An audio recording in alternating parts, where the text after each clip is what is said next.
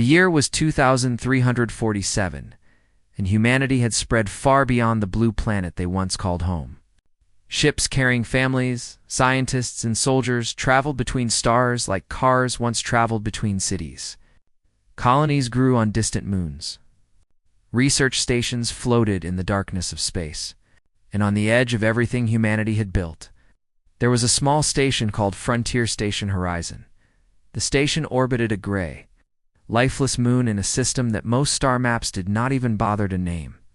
It was not a glamorous posting. The corridors were narrow, the food was bland, and the nearest entertainment hub was 3 weeks away by fast ship. But for the 847 people who lived there, it was home. Commander Nate Holloway stood at the observation window of the command center, watching the slow spin of stars beyond the glass. He was 52 years old, with gray hair cut short and a face lined by decades of service. He had commanded warships in his younger days, fought pirates in the Outer Rim, and earned medals that now sat in a box somewhere on Earth, but he had requested this quiet posting. Far from politics and promotions because he was tired of fighting, his executive officer, Lieutenant Commander Diane Prescott walked up beside him with a tablet in her hand. She was younger than him by 20 years, ambitious in the way that good officers should be, with sharp eyes that missed nothing. "Morning reports, sir," she said, handing him the tablet. "Nothing unusual. The geology team found some interesting mineral deposits on the moon's surface. Dr. Grant wants to send a shuttle down tomorrow to collect samples." Holloway nodded without looking at the report. "Approved. What about the communication relay?" "Chief Lane said it was acting up yesterday. Fixed this morning. Katie Morrison found a loose connection in the secondary array. The girl has good instincts." "She does," Holloway agreed. He liked Katie.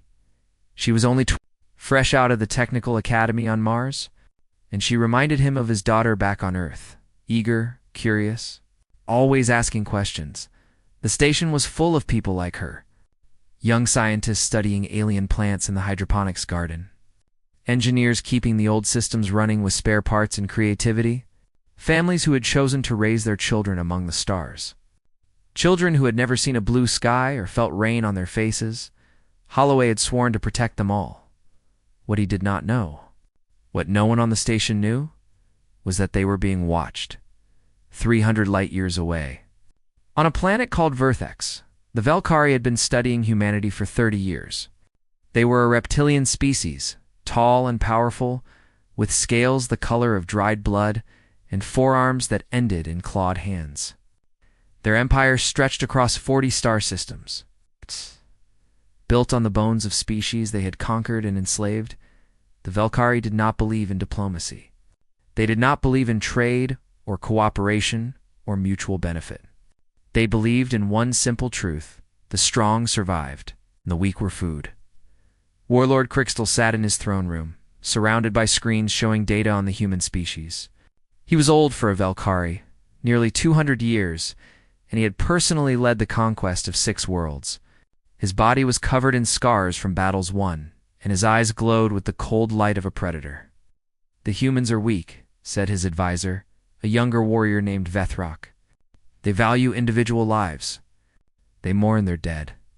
They waste resources on those who cannot fight." Crixtal made a sound that might have been laughter. "They spread quickly, like vermin. Their technology is crude, but improving. If we wait too long, they may become a threat. Then we do not wait." The decision was made in that moment, without debate or hesitation. The Velkar would strike at the human outpost on the edge of their space. They would kill everyone there, record the slaughter, and send the message to the human colonies. Fear was a weapon, and the Velkari had wielded it against 100 species before. On Frontier Station Horizon, life continued as it always did. Dr. Samuel Grant spent his mornings in the xenobiology lab, studying samples of Velkari tissue that had been collected from a crashed scout ship years ago. He was fascinated by their biology, by the efficiency of their four-armed bodies, by the way their scales could shift color to blend with their surroundings. He did not know that his research subjects were about to become his executioners. In the hydroponics garden, a botanist named Linda Harper was teaching 3 teenage students about alien plant life. The garden was her pride and joy, a green oasis in the metal heart of the station. She had grown vegetables that could survive in low gravity, flowers that bloomed in artificial light, and trees that would someday be planted on terraformed worlds. Plants are patient, she told her students. They do not rush. They grow slowly, adapting to their environment, finding ways to survive.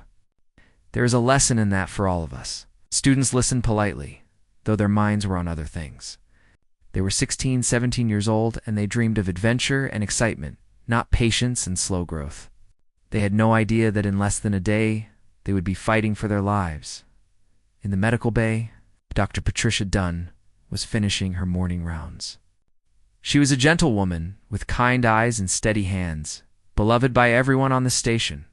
Children came to her with scraped knees and stomach aches. She treated each one as if they were her own.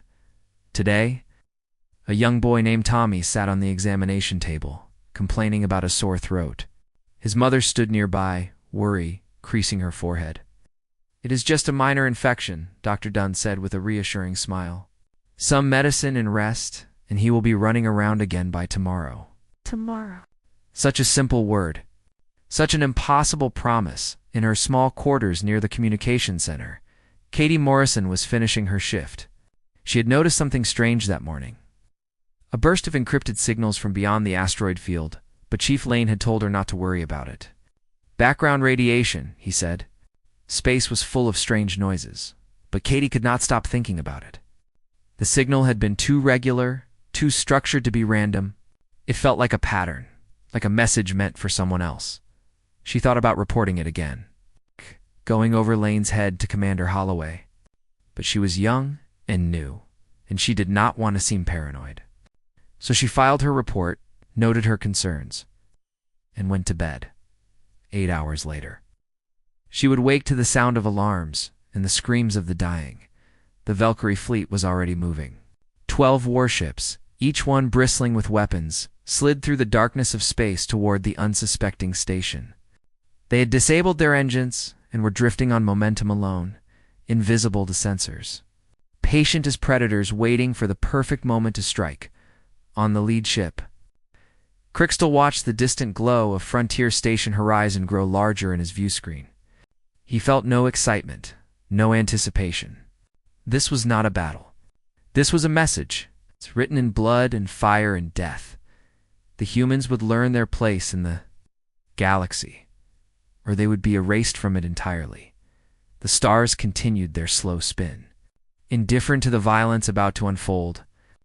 And on the station, 847 people slept and worked, and dreamed of futures they would never see.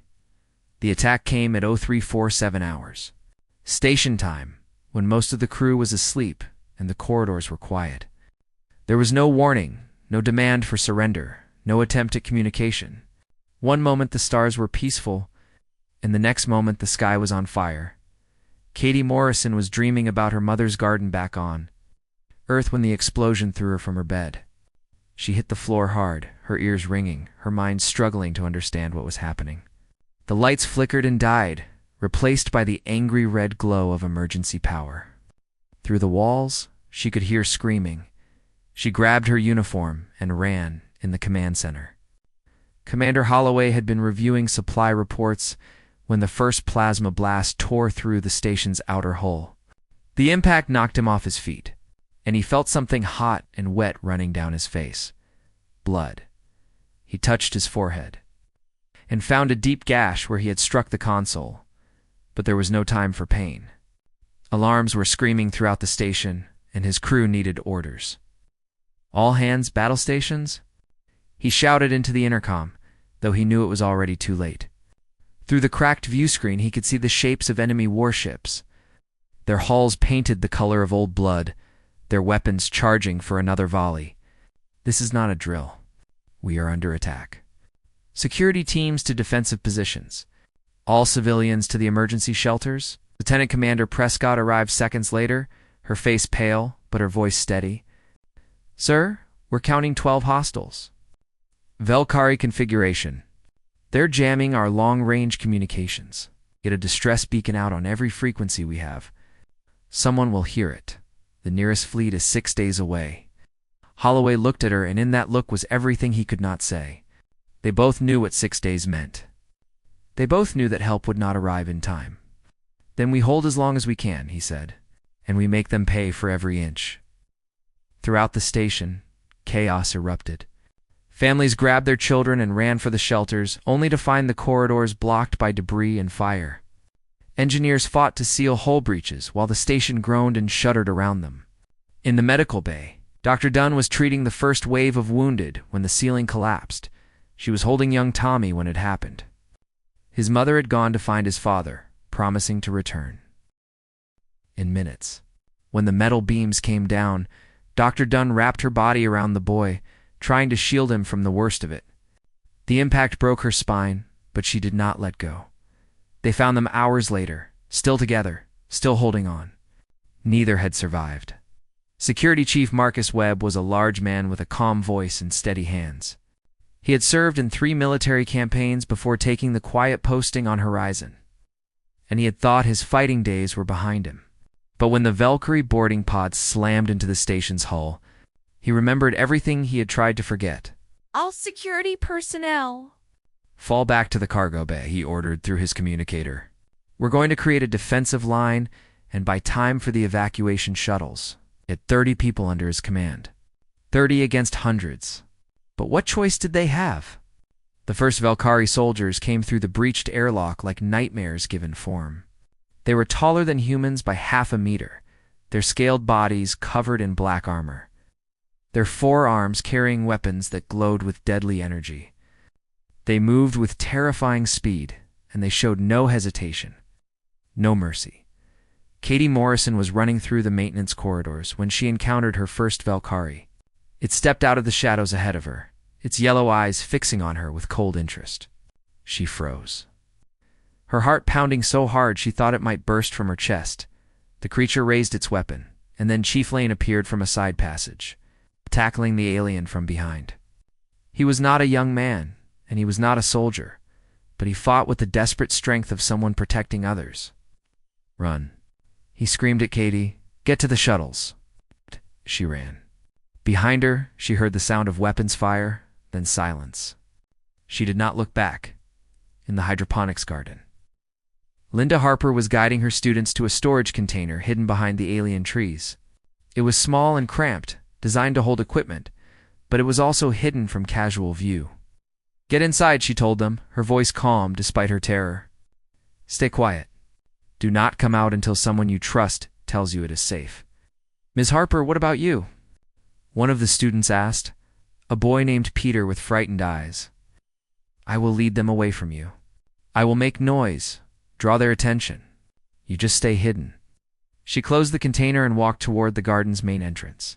She picked up a metal pole from the ground, not because she thought it would help against Valkyrie weapons, but because she refused to die empty-handed. They came for her minutes later.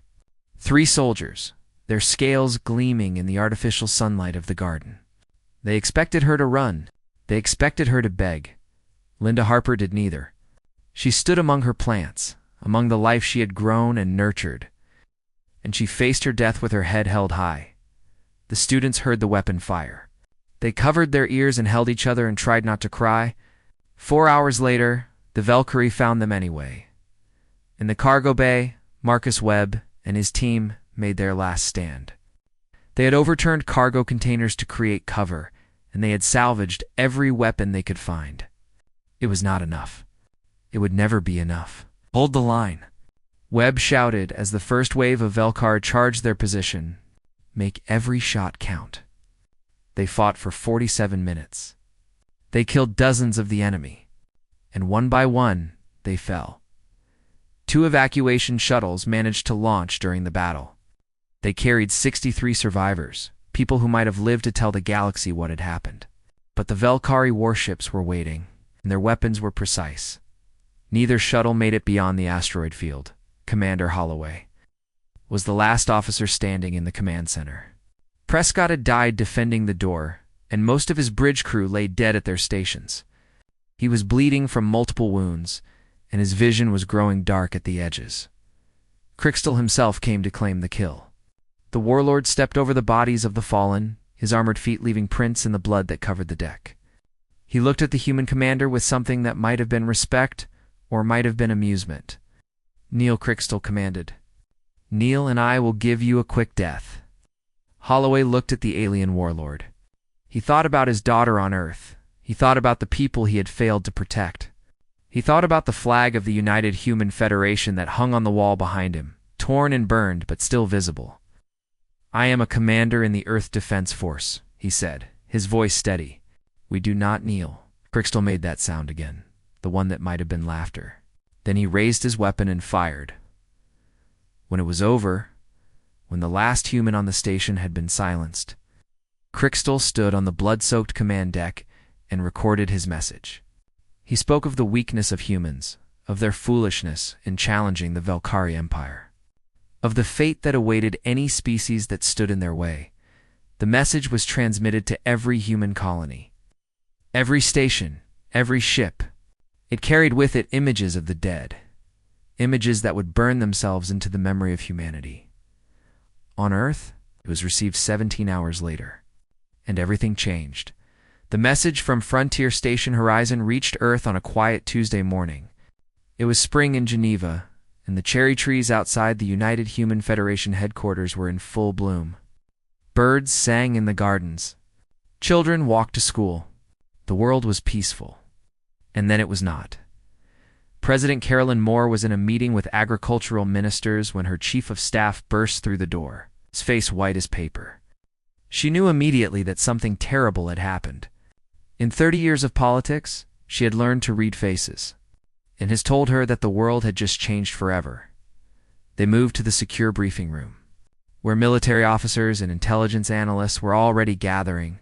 The main screen showed the recording from Crystal, his reptilian face twisted with contempt as he spoke of human weakness. Around him, the bodies of the station's crew lay scattered like broken dolls. No one spoke as the recording played. No one could. When it ended, Moore looked around the room. She saw shock on some faces, grief on others. But what she saw most of all was anger. A cold, burning anger that she recognized because she felt it too. "How many?" she asked, her voice barely above a whisper. 847 confirmed dead.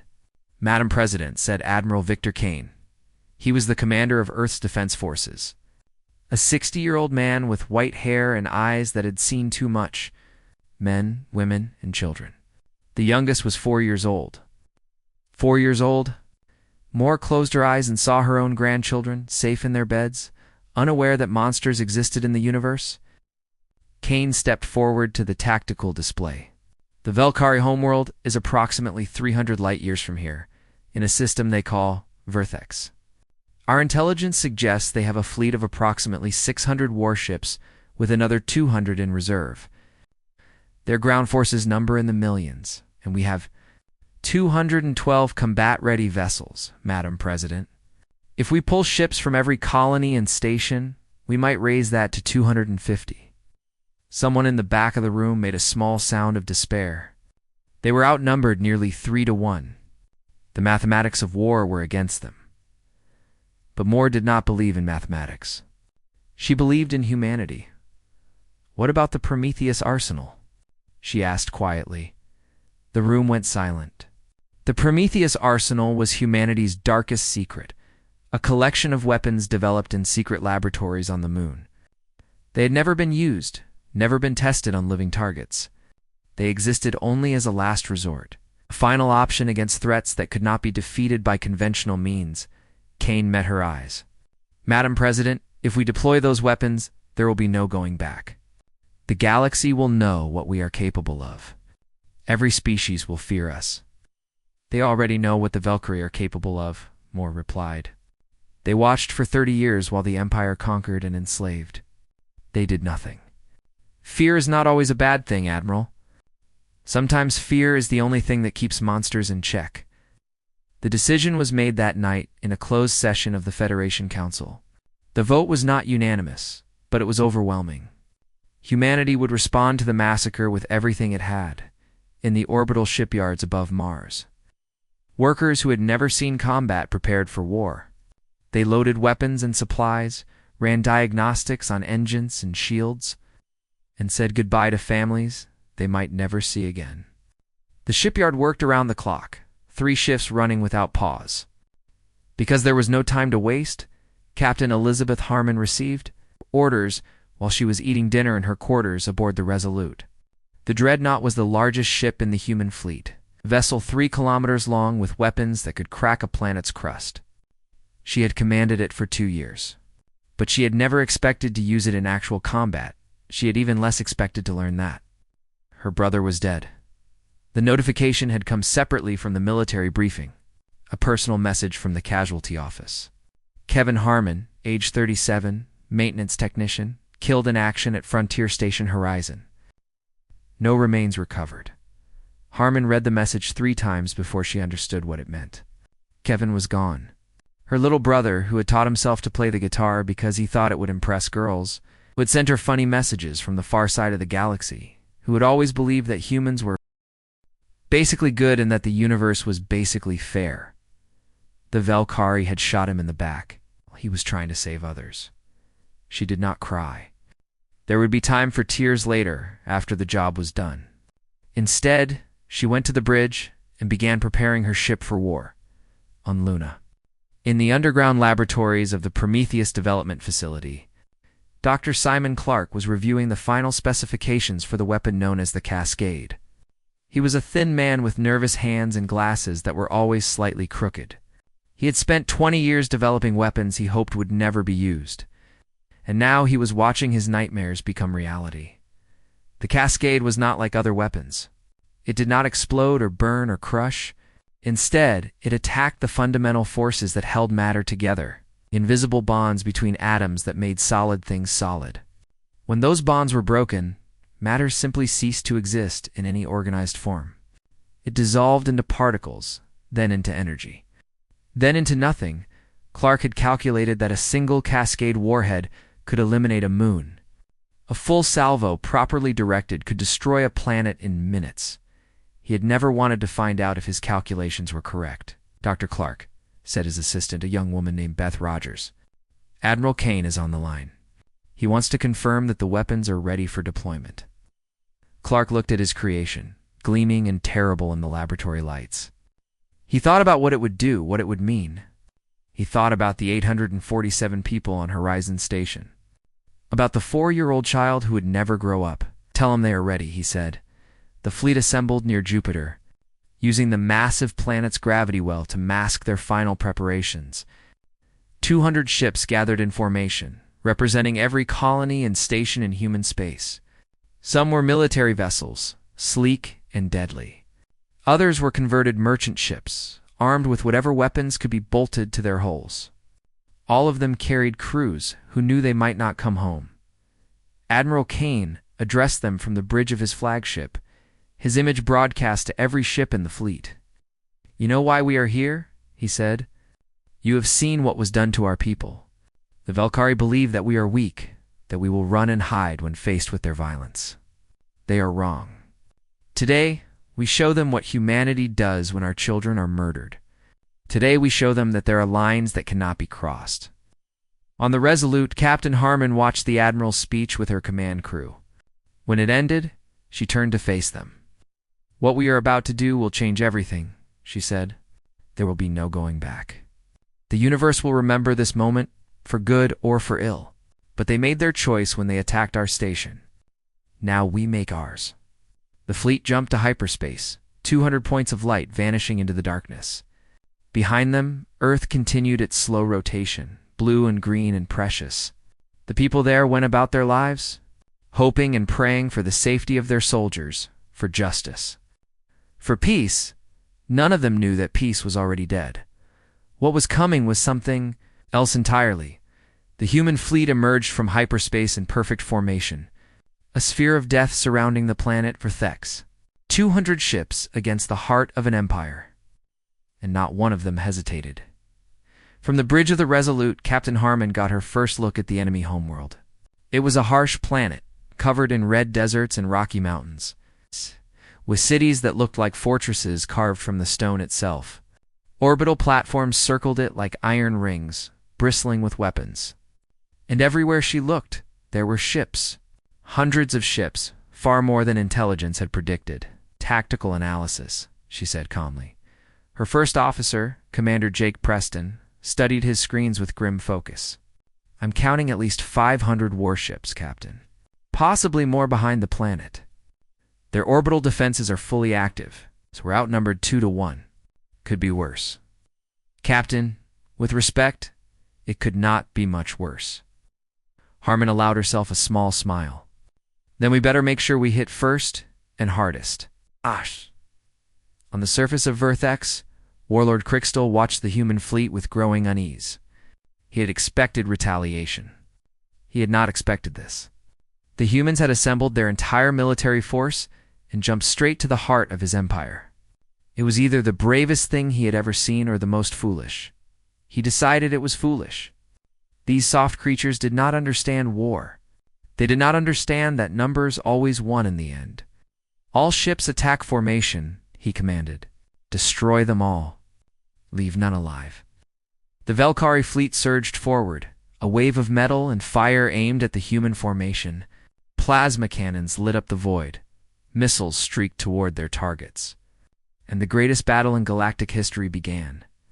Admiral Kane had positioned his fleet carefully, using the defensive capabilities of the larger ships to protect the smaller ones. The humans fought with desperate precision, each ship covering its neighbors, each captain knowing exactly what was expected of them. They had trained for this moment, even if they had never believed it would come. The first hour of battle was pure chaos. Ships exploded on both sides, their crews dying in the vacuum of space. The Resolute took hit after hit, its shields flaring with each impact, but it did not fall. Captain Harmon moved through the destruction with cold focus, directing her weapons, coordinating with the other captains, refusing to give ground. Status on the Cascade, she said quietly. Commander Preston checked his readings. Charged and ready, Captain. Dr. Clark's team confirms all systems are functioning within parameters. Harmon nodded. They had one chance. If the weapon failed, if the Velkari destroyed the Resolute before it could fire, everything would be lost. On the flagship, Admiral Kane watched the battle unfold with growing concern.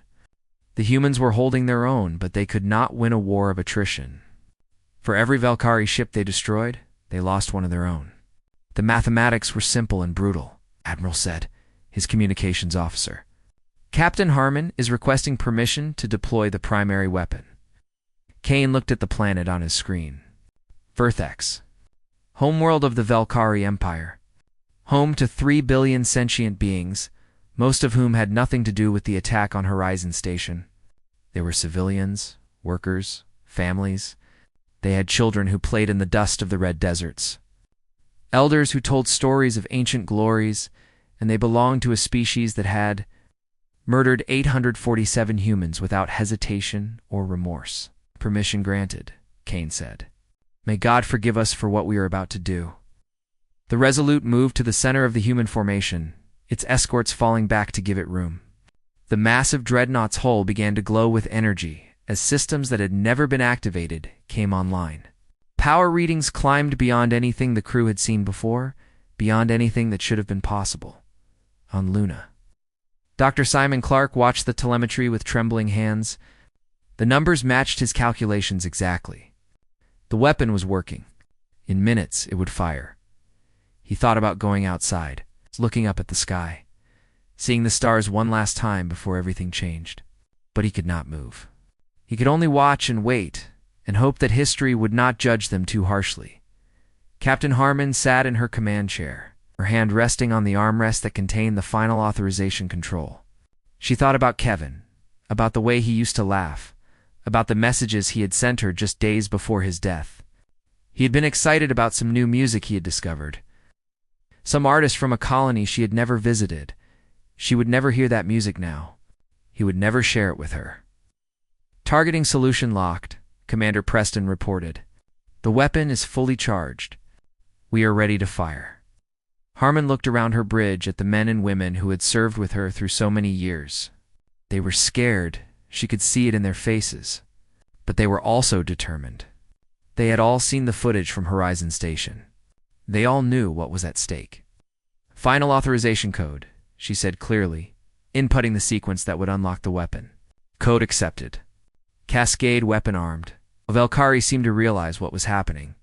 Their attacks intensified, plasma bolts raining against the Resolute's shields with desperate fury. They did not know exactly what the humans were planning, but they sensed that something terrible was coming. They were right. Harmon's hand hovered over the activation switch. 3 seconds passed, each one feeling like an eternity. She saw the faces of the dead in her mind. Commander Holloway, who had refused to kneel. Dr. Dunn, who had died protecting a child. Katie Morrison, who had noticed something wrong and been ignored. Linda Harper, who had faced death standing. And Kevin, her brother. The best person she had ever known. She pressed the switch. The cascade fired from the Resolute in a beam of pure white light. So bright that it overwhelmed every sensor in the fleet.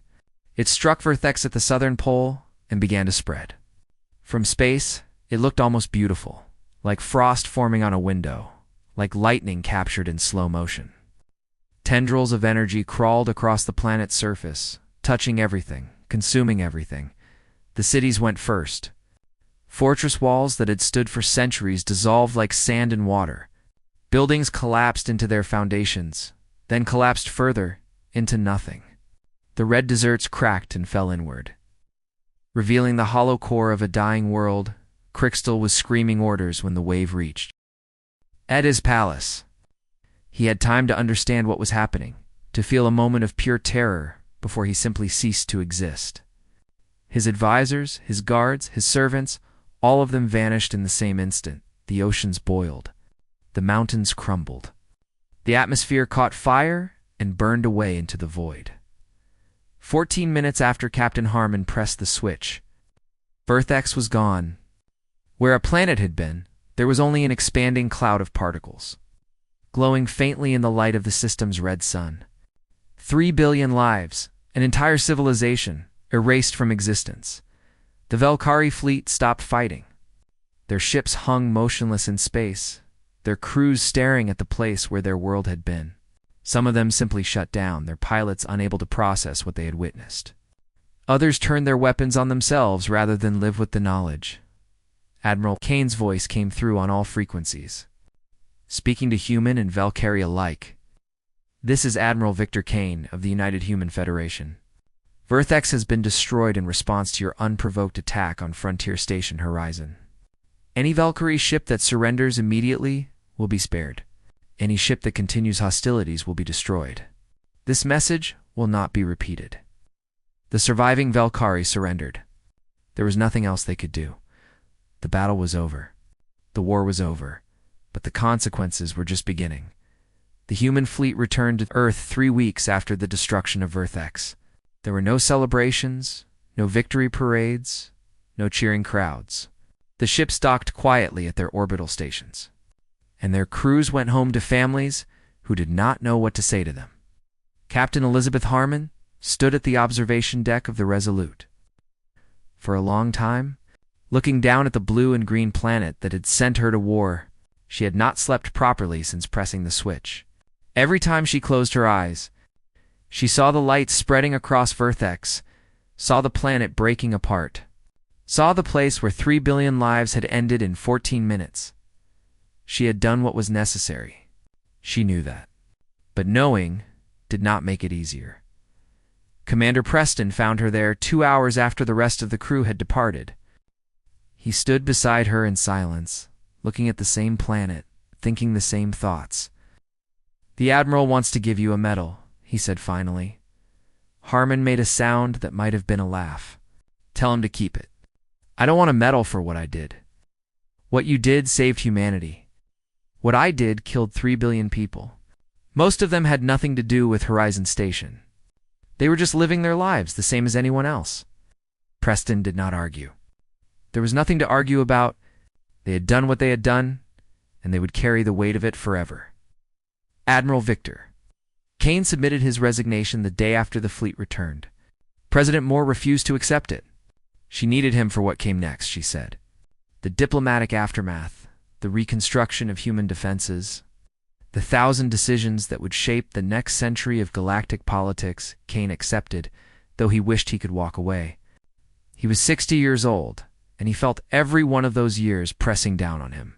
He had commanded fleets in battle, lost friends and colleagues to enemy fire, made decisions that had cost lives. But nothing had prepared him for this. Nothing could have. In his private quarters, he kept a photograph of Frontier Station Horizon. It showed the station as it had been before the attack, a small but proud outpost on the edge of human space. He looked at it every night before he went to sleep, reminding himself why they had done what they did. It did not help, but he kept looking anyway. The Velkari Empire collapsed within months of losing its homeworld. Without central leadership, the various colony worlds fell into civil war. Warlords fought each other for control of resources and territory. While millions of civilians fled to neutral space or surrendered to human forces, the surviving Velkari were treated according to the laws of war. They were given food and shelter, medical care, and legal representation. Some humans protested this, demanding vengeance, demanding that the aliens suffer as their victims had suffered. But President Moore refused. "We are not them," she said in her address to the Federation Council. "We destroyed their world because we had to, because they left us no choice. But we will not become monsters in their image. We will show the galaxy that humanity can be merciful even to those who have wronged us." It was a fine speech. Many people believed it, but everyone knew the truth. Humanity had shown the galaxy what it was capable of, and no amount of mercy could erase that knowledge. In the months that followed, representatives from a dozen alien civilizations requested meetings with human diplomats. Some came to offer alliances, hoping to shelter under humanity's protection. Others came to negotiate trade agreements, eager to stay on good terms with the species that had erased a planet. A few came simply to understand, to learn how such a young civilization had developed such terrible weapons. Ambassador Gregory Fuller met with the Consortium of 12, an alliance of elder species who had watched humanity's expansion with cautious interest. The meeting took place on a neutral station, in a room designed to accommodate a dozen different body types. The lead ambassador was a being called Thelvern, a creature that looked like a cross between a tree and an octopus. It had observed galactic politics for 3 centuries, and it had seen empires rise and fall.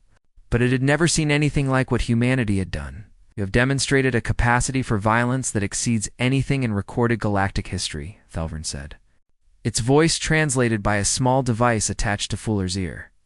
"A single ship destroyed an entire world. We must ask, will you use this weapon again?" Fuller had prepared for this question. He had spent weeks with advisors and speechwriters, crafting the perfect response. But when the moment came, he set aside his notes and spoke from the heart. "We did not start this war," he said. "We built our colonies in peace. We extended offers of friendship to every species we encountered. The Velkari chose to see our compassion as weakness and our mercy as an invitation. They murdered our people, including children, and broadcast the massacre as a warning to others." "That does not answer the question," Thelvern observed. "No," Fuller agreed. "It does not, because the answer depends on you, on all of you. Humanity will not be subjugated. We will not be slaughtered like animals. If there are those who would prey upon us, who would murder our children and call it strength, they should remember what happened to Verthex." He paused, letting the weight of his words fill the room. "But if there are those who wish to live alongside us, to trade and learn and build together, they will find no better friends in the galaxy.